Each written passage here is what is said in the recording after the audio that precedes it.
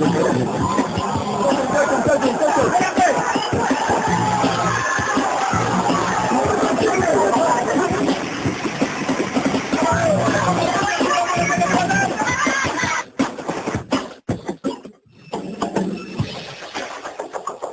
2005, kepala daerah di negeri kita dipilih langsung oleh rakyat, tak lagi melalui Dewan Perwakilan Rakyat Daerah.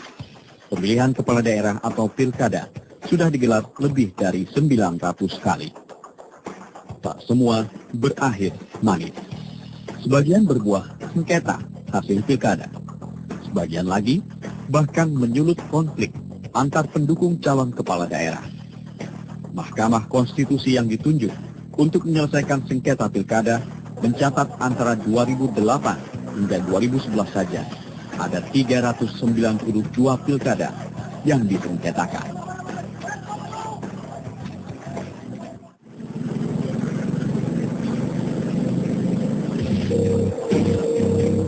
Kantor Bupati Mesuji, Provinsi Lampung, terbakar. Pelakunya diduga kelompok massa yang memprotes pencopotan Wakil Bupati terpilih Ismail Ishak. Dia dicopot Menteri Dalam Negeri sebab Ismail telah menjadi terpidana dalam kasus penilepan dana penyertaan modal Pemkab Tulang Bawang tahun 2006. Ismail masuk bui dan dalam lembaga pemasyarakatan Manggala Tulang Bawang pula.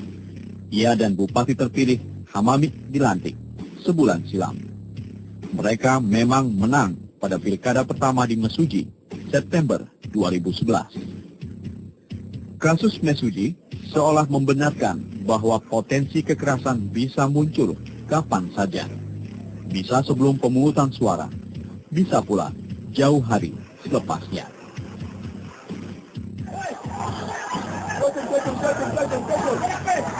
Kejadian di Kabupaten Puncak, Provinsi Papua lebih absurd. Proses pilkada masih dalam tahap penentuan calon oleh KPU setempat. Namun, konflik sudah meledak. Sedikitnya 17 orang tewas akibat saling bunuh antar kelompok pendukung calon bupati. Suasananya mirip perang tradisional. Ada mendaftar di KPU, namun KPU menolak. Alasannya ketua DPP Gerindra Thomas Tabuni mencabut dukungan terhadap Simon. Karena kekecewaan inilah para pendukung daripada Simon Alom ini melakukan penyerangan terhadap bentrok dengan ini kubunya Elvi Tabuni ini. Satu korban 17 orang ini. Simon Alom dan Elvis Tabuni sama-sama kepincut memimpin Puncak Kabupaten hasil pemekaran Puncak Jaya. Keduanya berebut dukungan Partai Gerindra. 3 hari selepas bentrok pecah, suasana di Kota Ilaga, Kabupaten Puncak masih mencekam. Banyak warganya memilih mengungsi ke kabupaten tetangga. Konflik berlarut hingga Februari lalu. Taksir lebih dari 50 orang tewas akibat bentrok kelompok pendukung Alom dan Tabuni. Kini, Simon Alom dan Elvis Tabuni ditetapkan sebagai tersangka penghasut. Namun begitu, upaya untuk mendamaikan dua kelompok warga di Kota Ilaga mesti tetap dilanjutkan. Satu nyawa sungguh kelewat banyak, apalagi lebih dari 50 orang.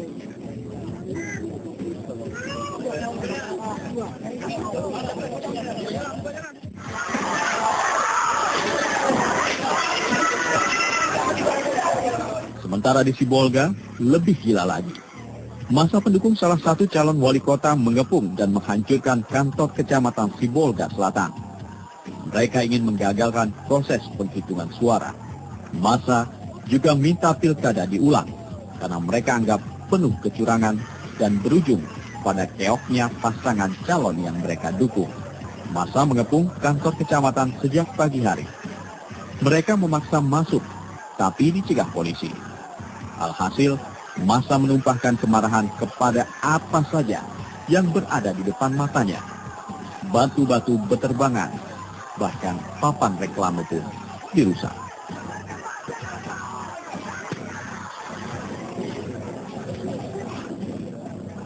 Makin sore, massa semakin beringas.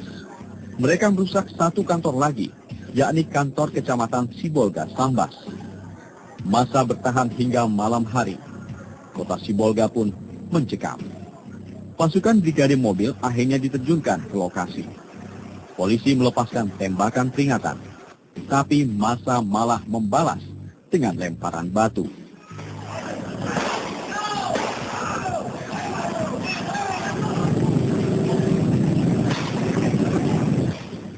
Polisi membutuhkan 3 jam untuk mengevakuasi kotak suara yang hendak direbut massa. Sekitar jam 10 malam, kotak suara tadi tiba di markas polisi Resort Kota Sibolga. Keesokan hari, yang tersisa, ya, puing-puing. 3 kantor kecamatan dan 3 kantor kelurahan porak-poranda. Pemilihan wali kota dan wakil wali kota Sibolga diikuti oleh 5 pasangan. Ya, tentu saja, persaingannya ketat. Yang wajar, setiap pasangan mesti berbekal mental siap kalah dan siap menang, agar bisa menerima setiap hasil pilkada. Andai pun ditemukan kekurangan dan kecurangan, mestinya jalan hukum yang ditempuh, bukan kekerasan.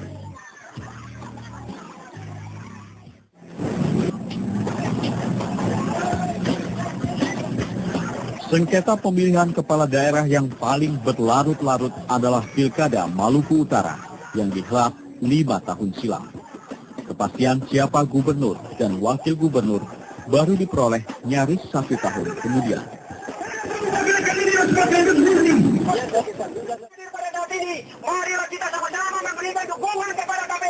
Komisi Pemilihan Umum Pusat mengambil alih penghitungan suara Pilkada Maluku Utara.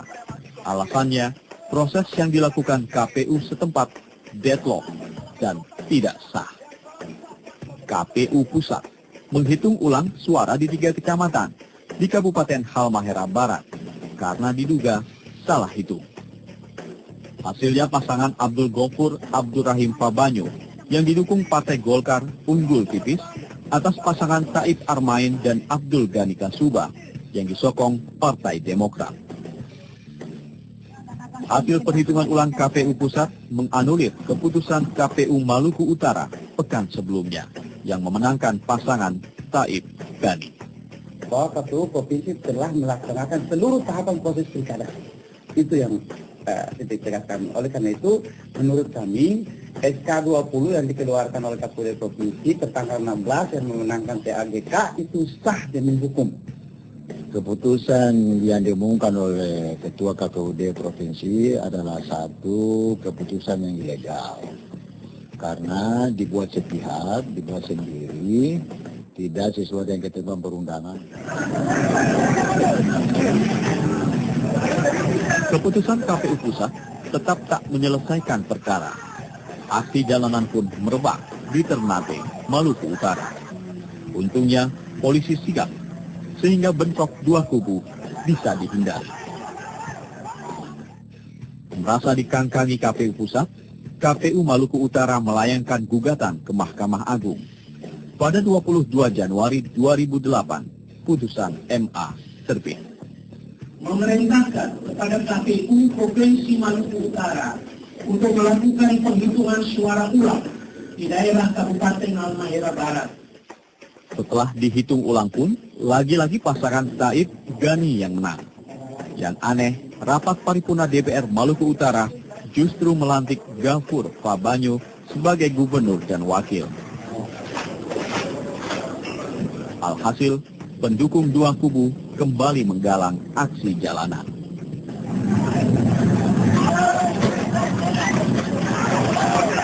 Polisi pun sibuk. Berbagai aksi demonstrasi massa dari 2 kubu makin anarkis. Korban luka berjatuhan. Sengketa Pilkada Maluku Utara usai setelah Presiden menerbitkan keputusan yang mengangkat pasangan Taib Armain Abdul Ghani Kasuba sebagai gubernur dan wakil gubernur Maluku Utara akhir September 2008. Sengketa pilkada yang dipicu soal suara atau adanya kecurangan selama proses pilkada, ya lumrah-lumrah saja. Namun, ada pula yang bilang sengketa Pilkada Maluku Utara dibumbui persaingan antar suku di sana. Konon, di Maluku Utara ada 28 suku yang bersaing satu sama lain. Jika yang terakhir yang memicunya, jelas sengketa tadi tidaklah masuk akal sehat. Persaingan dalam politik lokal seperti pilkada mestinya tak mengeksploitasi hal-hal yang sensitif tadi. Kalau tidak, masyarakat setempat bisa tenggelam dalam pertikaian yang melelahkan dan tak perlu.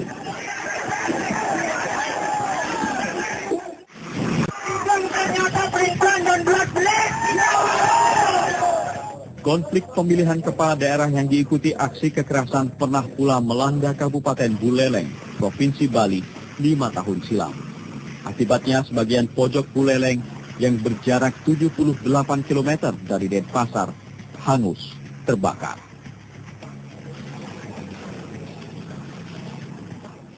Bagaimana kalau ikan tidurkan? Benih konflik sudah mencuat sebelum hari pemungutan suara.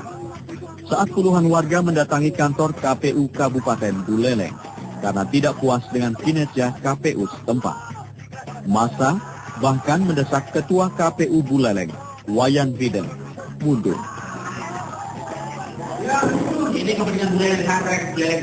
Dan apa yang Bapak bicarakan itu kalian sudah nggak berada yang aku mengatakan.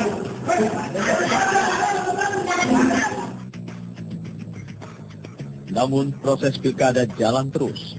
Pemungutan suara digelar untuk memilih satu pemenang dari 4 pasangan calon yang maju. Untuk mengamankan pemungutan suara, polisi diterjunkan. Kehadiran mereka terbukti ampuh. Pencoblosan berlangsung tertib. Pemungutan suara memang berlangsung mulus, namun ledakan ketidakpuasan tetap muncul selepasnya. Malam sebelum penetapan hasil pilkada, 5 kantor kepala desa di 3 kecamatan hangus dibakar massa. Selang beberapa jam, rumah kepala dusun bernama Wayan Kasme pun ikut dibakar. Tak ketinggalan, sebuah warung lesehan di dekatnya. Buleleng yang beribu kota Singaraja membara. Pelakunya diduga adalah pendukung salah satu calon yang keok. Namun, peristiwa tadi tak menginterupsi proses pilkada Buleleng. KPU setempat tetap menggelar penghitungan suara. Untuk mengantisipasi ketidakpuasan massa pendukung calon, kantor KPU Buleleng dijaga 2 peleton pasukan Brimob dari Polda Bali. Hasilnya, pasangan incumbent, yakni Putu Bagiade dan Made Arga Pinatih, ditetapkan sebagai pemenang pilkada Buleleng. Mudah ditebak, hasil tadi ditolak 2 pasangan calon pesaingnya, yakni pasangan Made Westrat, Ketut Englan, serta pasangan Nyoman Rai Yusa, Niputu Febri Antari. Mereka menilai pilkada penuh kecurangan. Misalnya, banyak warga Buleleng tak tercantum dalam daftar pemilih. Meskipun 2 pasangan calon tadi tak hadir dalam penghitungan suara di KPU Buleleng, hasil pilkada tetap dinyatakan sah. Dan tetap sah. Kami tingkat seperti itu. Dari kita sudah undang. Undang dia tidak hadir berarti kan kita tidak bisa memaksakan kewajiban. Masa pendukung calon yang kalah tetap tak puas. Kantor DPRD Buleleng disatron. Begitu pula kantor Pengadilan Negeri Singaraja. Targetnya mendesak Ketua Pengadilan setempat menyatakan pilkada bermasalah. Kalau perlu, dibatalkan.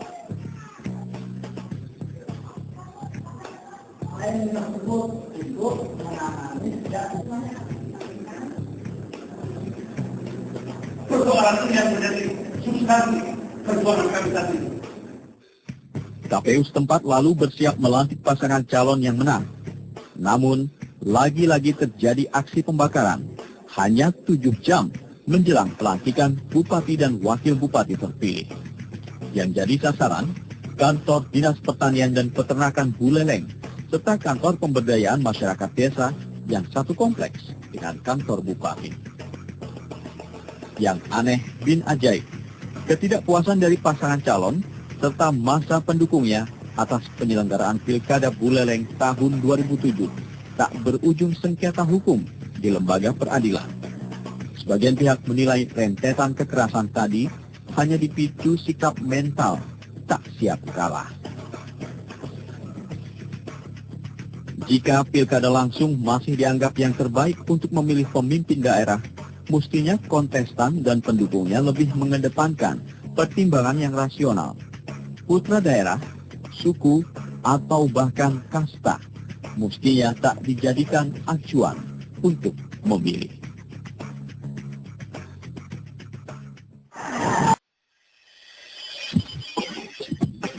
Pemilihan kepala daerah di Tuban 6 tahun silam pernah pula menerbitkan amuk massa. Meski begitu, sengketa pilkada di pesisir utara Jawa Timur tadi terbilang bisa dikelola karena masing-masing calon menyerahkan keputusan akhir hasil pilkada lewat jalur hukum.